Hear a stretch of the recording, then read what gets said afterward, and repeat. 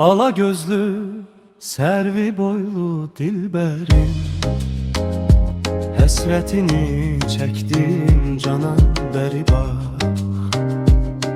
Gece gündüz fikrim zikrim əzbərim, üzüldü taqətim aman bəri bax.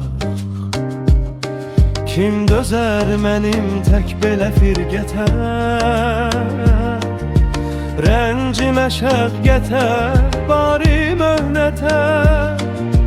Haçandır düşmüşəm tari zülmətə, çəkilsin üstümdən duman bəri bax.